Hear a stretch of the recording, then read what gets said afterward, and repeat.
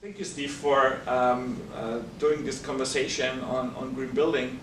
You've been on the board of CAGBC for the last 6 years. On 5 of those years, you've been the chair. So you have guided CAGBC through COVID and everything else that comes with it. So I was very interested with somebody like yourself that has over 20 years experience in the commercial real estate industry.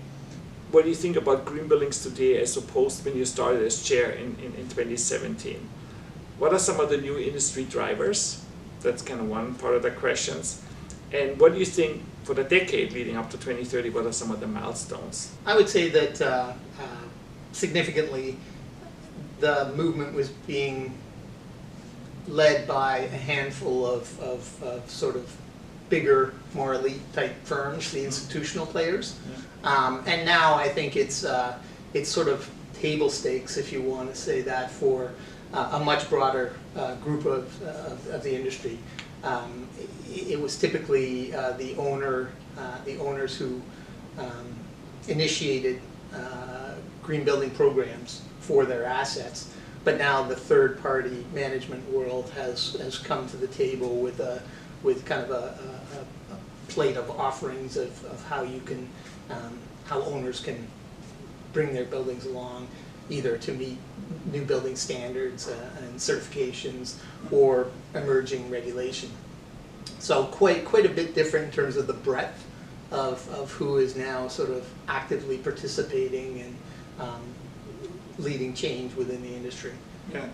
So when you talk about table stakes, what do you refer to about table stakes? What do you mean? It's, I guess, hard to draw a line as to who the participants are, but let's call it the mainstream, if you want to call it that. The mainstream commercial real estate ownership now has to consider environmental criteria, and part of that is driven by building code today. I mean, the building code has evolved such that in the more progressive cities like Vancouver, building a new building effectively gets you to a certified standard with many of the standards, whereas before you always had to take whatever you were doing and then do additional work to get to a level of certification. There's now increasing alignment between code and what's various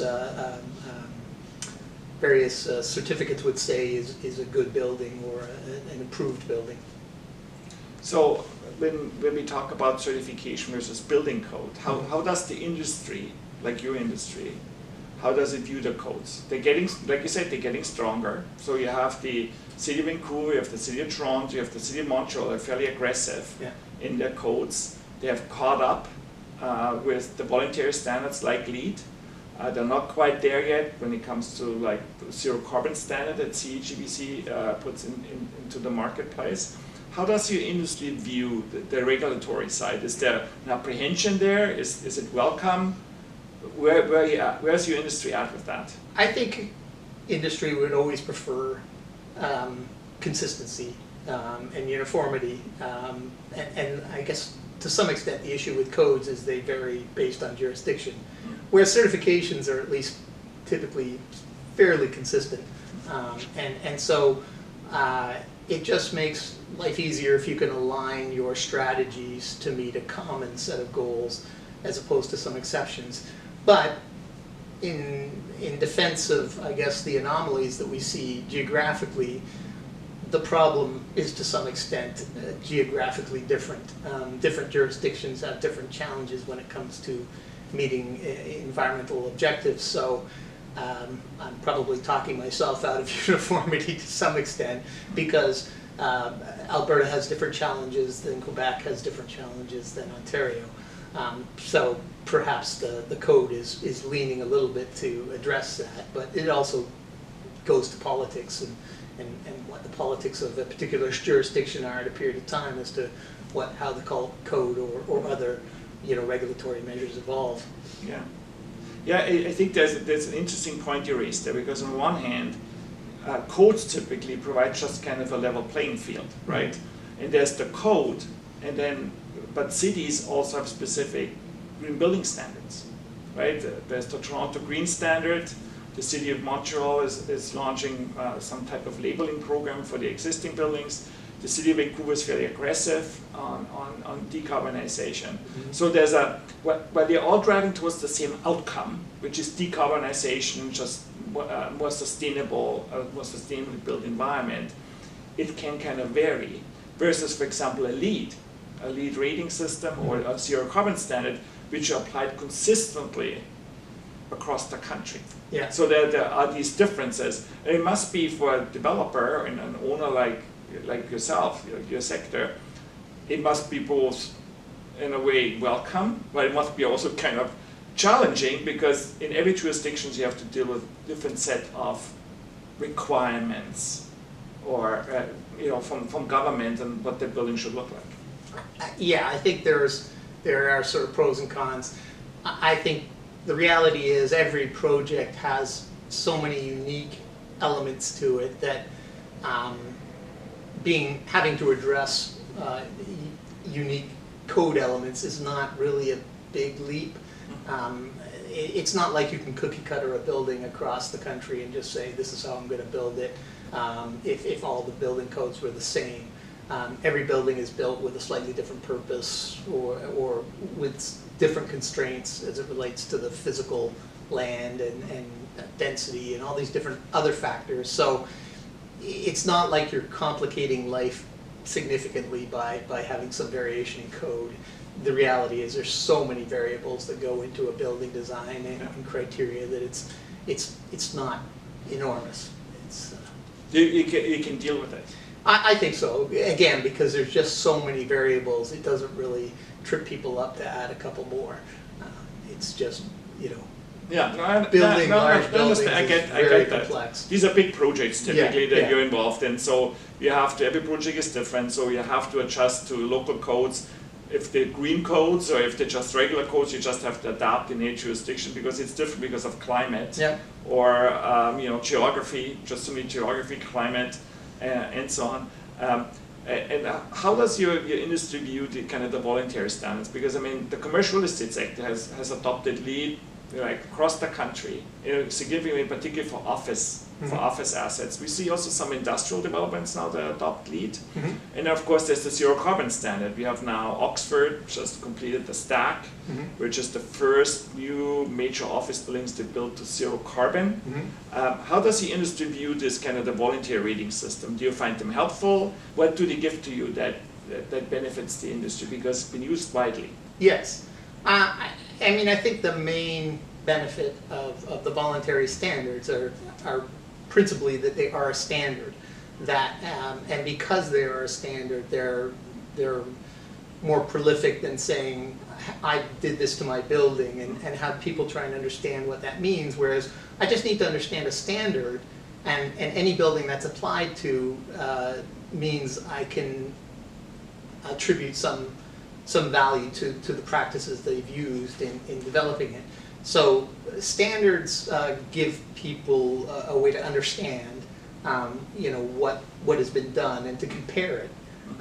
If everybody's kind of doing their own thing, it's hard for me as a layperson or a non-engineer to say what they did in that building is better than what they did in that building. Exactly, yes. But if I could say they both were LEED Gold or LEED Platinum, then I know there's some consistency in the approach and there's some way to kind of compare the verification. There's a verification, essentially, a verification, and then you get a verification or certification in this case that recognizes and confirms that this building has achieved a certain level of environmental performance that has been verified by a third party, the Canada Green Building Council.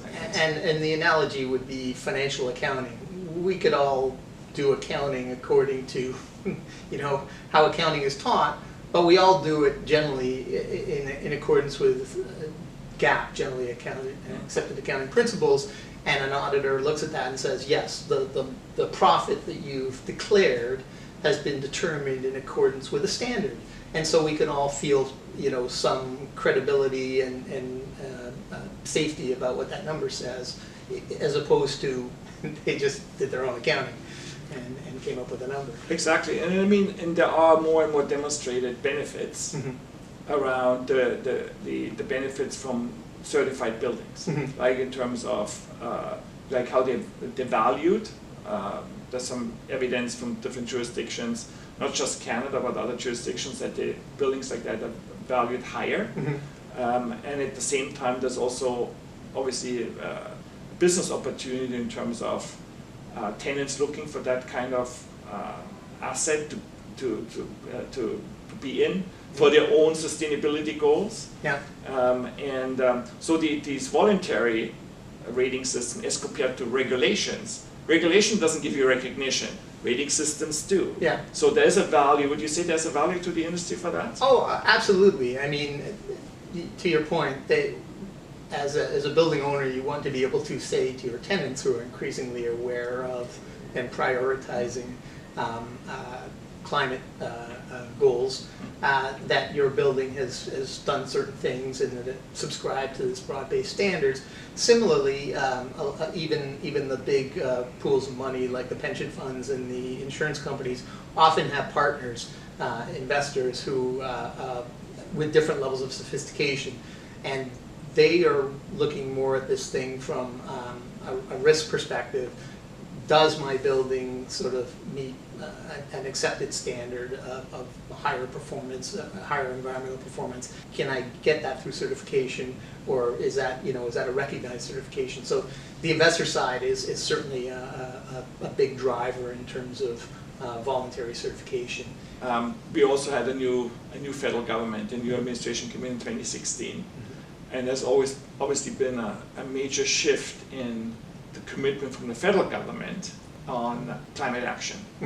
And over the last few years, also the interest in the commitment of the government and looking at the building sector has also grown, because there's an understanding now through the work that CAGBC has done and others that without decarbonizing the building sector, Canada cannot reach its climate change targets. There's just no way. You cannot get carbon emissions from other sectors to the degree that the building sector doesn't have to do anything.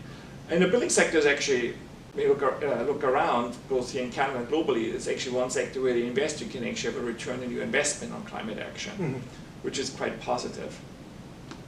But it's not without challenges, because if you decarbonize new buildings or existing buildings, there's obviously an additional investment that the owners and the investors, have to make.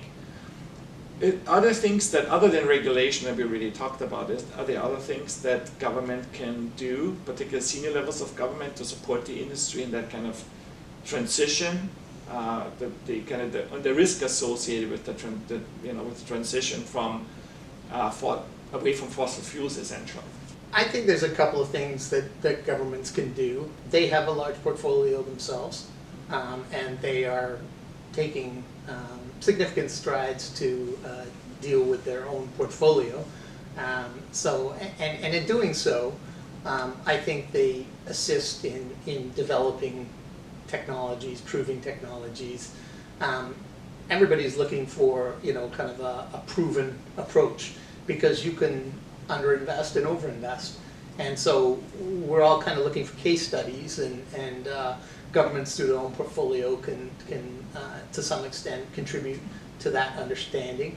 I think there are also different situations where there are, what can I call them, just kind of market rigidities or split benefits, where we have to kind of figure out who's going to bear the cost of if the benefit accrues to somebody else. How do we compensate this person who has to make the investment but doesn't directly, like a residential condominium developers for market housing. They typically, that's one of the big areas where we have issues, right? Because they don't want to invest because they don't have the benefit necessarily. And I heard Peter Gilgan speak the other day. He's obviously with Mattamy Homes, and he said, when we put this in our buildings, he said we'll give a $2,000 gift per year to whoever buys that unit. Right. In terms of energy costs, he said that risk should be shared, or should be carried by the consumer, because they're also the ones that have the benefit. Right, and there's similar kind of situations within the commercial building sector, where the landlord would make the investment in the new equipment, which would reduce the operating cost of the building, and that benefit goes to the tenant. So it's harder for the landlord to get their return on their investment. Now, the argument we would all make is that by having lower operating costs, we can attract more tenants, and those tenants would pay more net rent. But those are sort of, there's not a huge amount of data around that. We all believe that intuitively.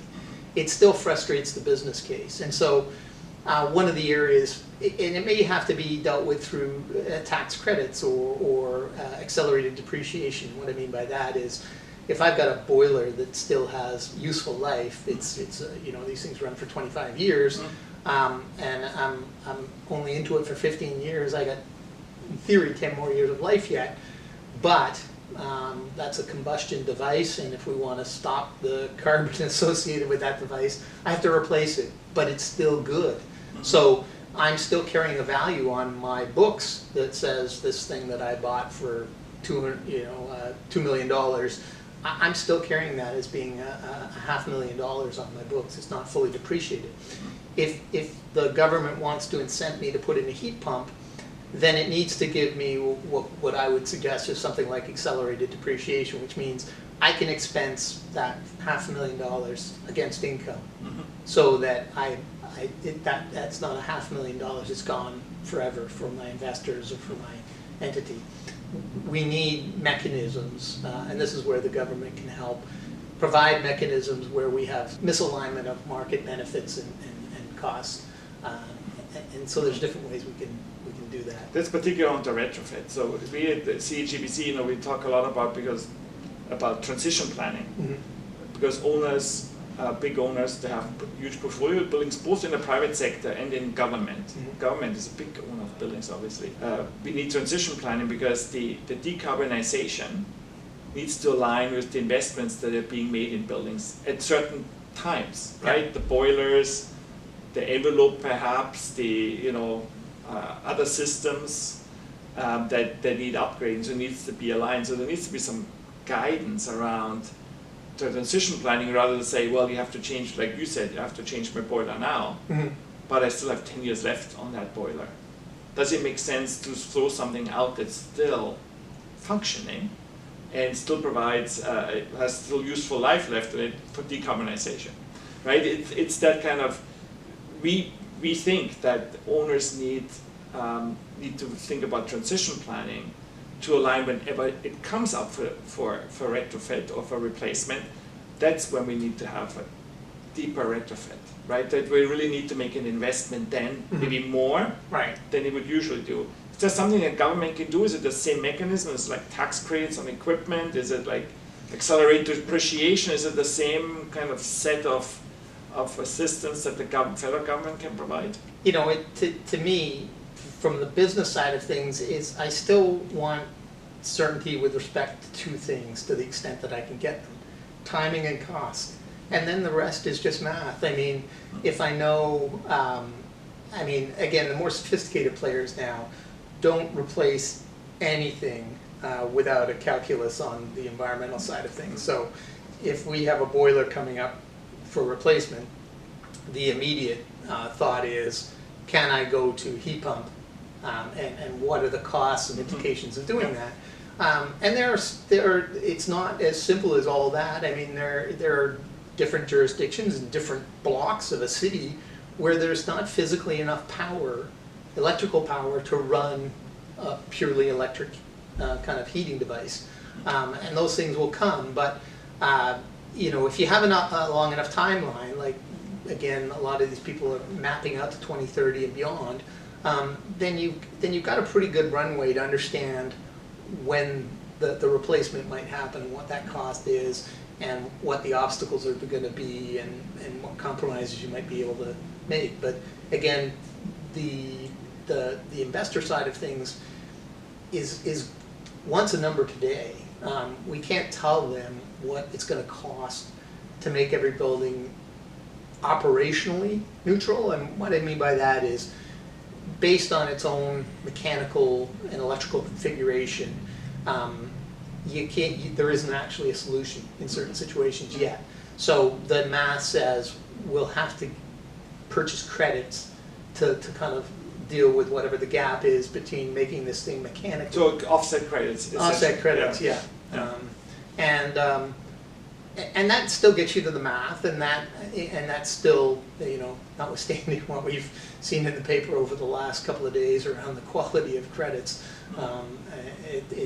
you know, that's unfortunate because it breeds cynicism within the sector. And, Yeah. But having said that, if people who truly understand how credits are intended to work and how they should work and how they can be, how the integrity of them can be managed, then we shouldn't fear credits or think they're anything less than you know. It's part of it's part of the menu in transitioning you know, assets towards low or zero carbon, because we know that every asset will be zero. I mean, depending where it is and how it's capitalized, it's referred to earlier. So we know that not every asset is going to be zero, but each asset will be required to drive up the decarbonization as much as possible. And we know, we have estimated, the council has estimated, that we need to decarbonize 155,000 buildings over 30,000 square feet over the next 30 years. Right. So that's like 8 or 9 buildings every day, right? Every day. So it's not a small task, and we're not the only country has to do that. Every country has to do that. So we essentially have to scale up our effort across portfolios of buildings that are both private, public, institutional, universities. Everyone has to take that on.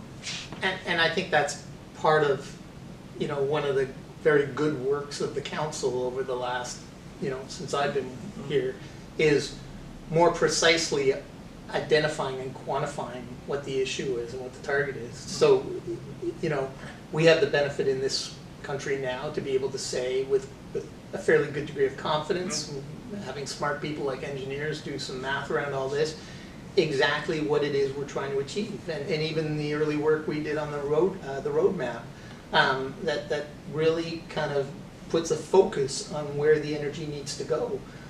That's where I think we've made pretty significant leaps in the last number of years, is really putting the bullseye on the hot spots. So the question I had for you too, Steve, was that since the Trudeau administration came in 2016, and there's been obviously a huge change in how federal government views climate action and decarbonization, and also the building sector in general, including new and existing buildings, are really on the radar screen now.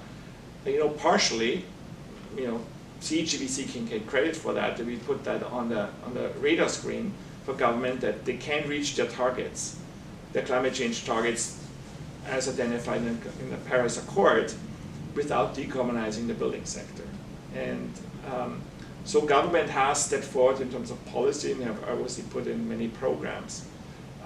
What is the kind of the support you would look from private sector? What is the support you would be looking for from senior levels of government and federal government? Not regulatory, because we already talked about that, but other actions that could help your sector move forward on the decarbonization scale. I think there are a couple of things. I mean, currently I think they're demonstrating good leadership in their work with their own portfolio, which is a very considerable portfolio, a material portfolio. So if they are acting, it does help develop the green building industry. It builds capacity and knowledge as they push forward with solutions for their own building. And again, they are a material sector, so that helps. There's also some misalignment of market, I'll call it market factors, where the investment has to happen over here, but the benefit happens over there. And so one of the things that we've identified at the CAGBC, and I think is perhaps recognized with different levels of government, is the creation of new skills and employment that has value to the population at large, which is something that the government's concerning themselves with. So, you know, if we're asking a particular industry to invest in these transitions, it would be helpful if the government would, in some way, either facilitate that through investment or tax incentives for the people who have to make the investment, because they're not able to realize all of the benefit. You know, making my building green makes it less expensive, makes it more attractive to more progressive tenants, but I can't put the equation of creating you know, higher value jobs in the country in my math. So if we all agree that that's a good benefit and the work that we're doing contributes positively to society, then I think government has a role in trying to create incentives through the tax system so that the investors can realize some of these external benefits that they don't capture within their business. And it goes to things like early replacement of assets that aren't fully depreciated. If I'm looking to replace a combustion boiler, while it still has useful life, then by definition it still has value on my balance sheet. I'm saying that thing is worth maybe $500,000 still. I bought it for $1 million, so I need the government or the tax authorities to be able to help me in saying, if I'm going to replace that before the end of its life, then I can get tax relief by way of reducing my income. And so there's different things like that. It's the misalignment of kind of the benefit and the investment within the commercial office sector. The investment is made by the landlord, which, among other things, usually results in lower operating costs to the tenant. So again, investment made over here, but benefit realized over there. So how do we kind of balance that out?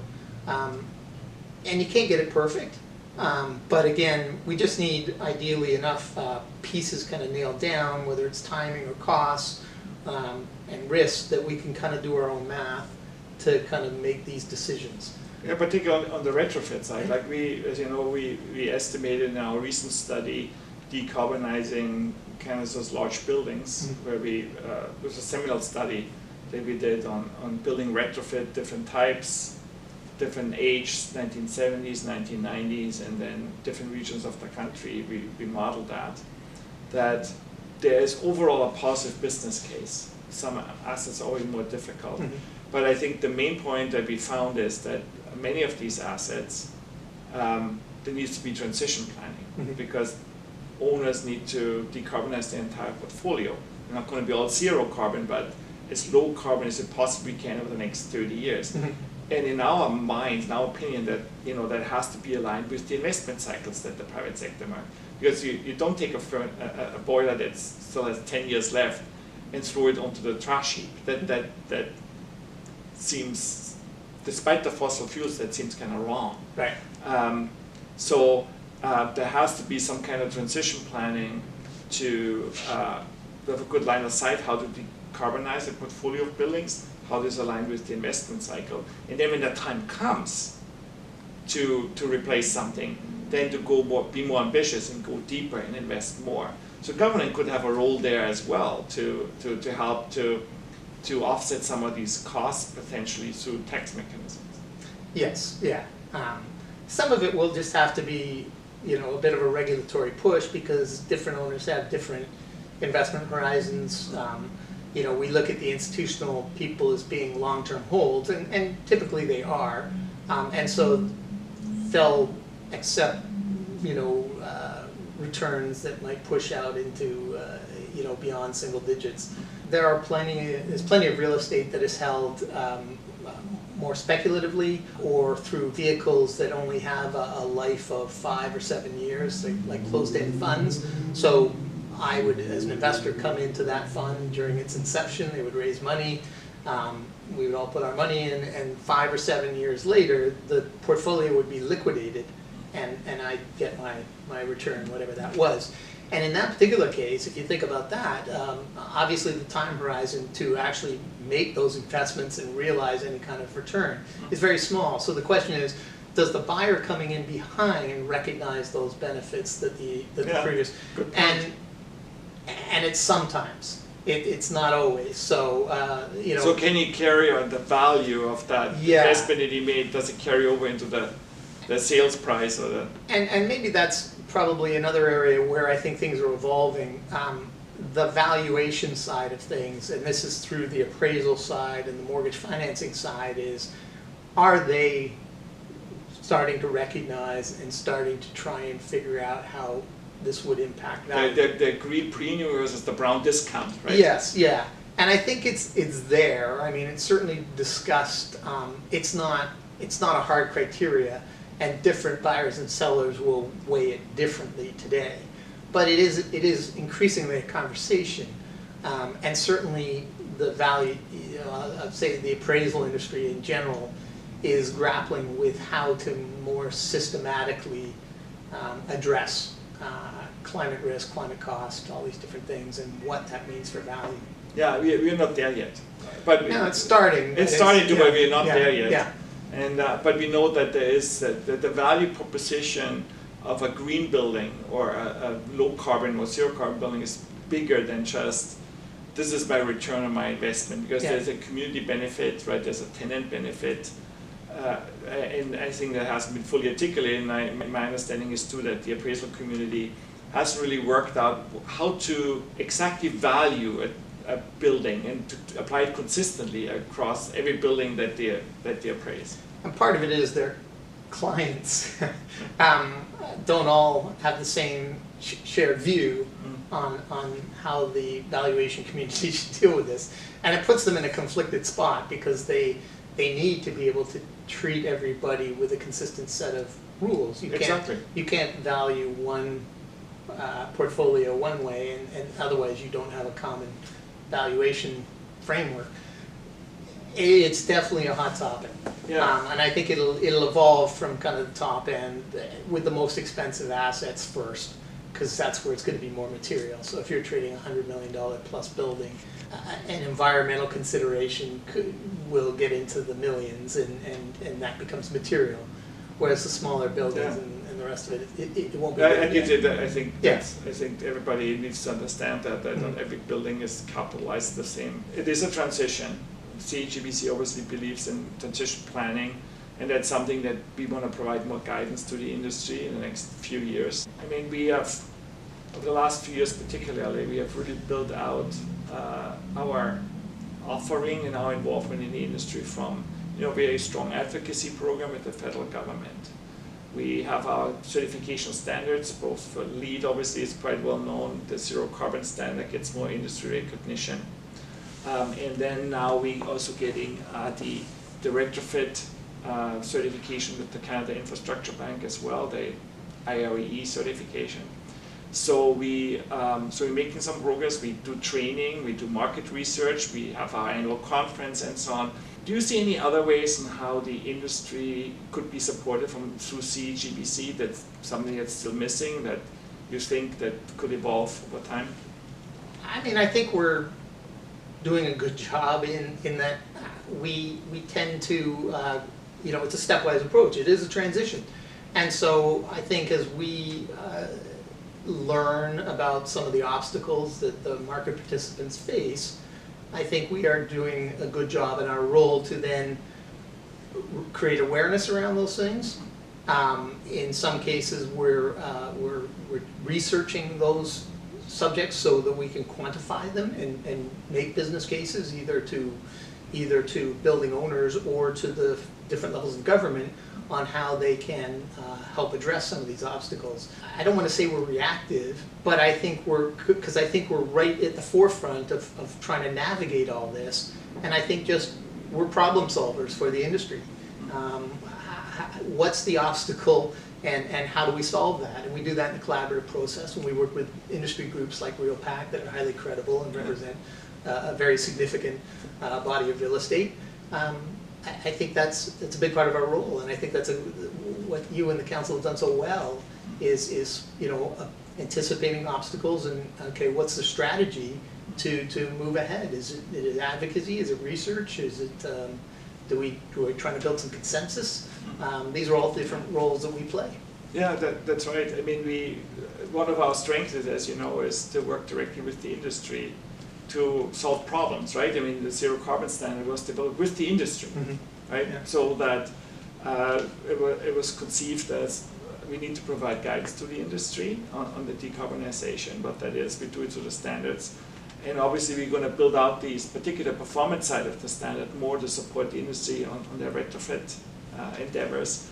moving forward, and we do very much see that as our role. And I think it's really our strength actually that, you know, the CAGBC is industry leadership. We are the industry in a sense. We're the kind of the green arm, the environmental arm, the E, you know, for the industry to help navigate that very complex and rapidly changing area for decarbonization and sustainability.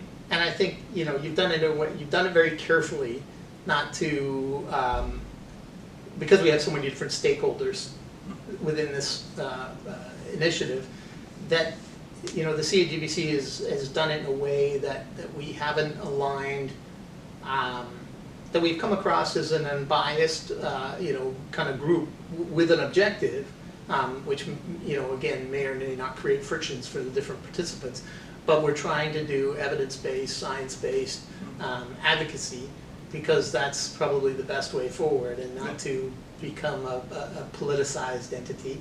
We all have to navigate politics as part of this, because they're part of the equation.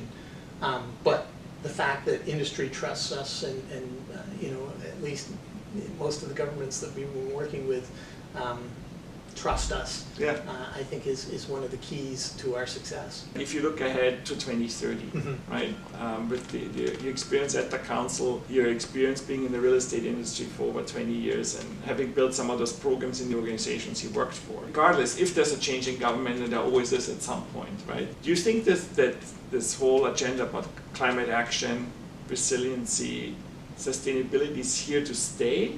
Or do you think that it will face significant headwinds as we go down that road towards 2030?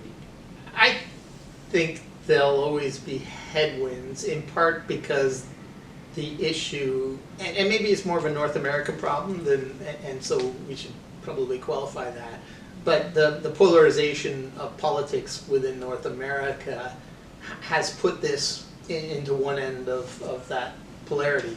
And so, to some extent, the success or the speed at which we're able to move ahead will, to some extent, depend on how the politics evolves around it. It'll either be a drag or an accelerant, depending on, you know, what view you hold.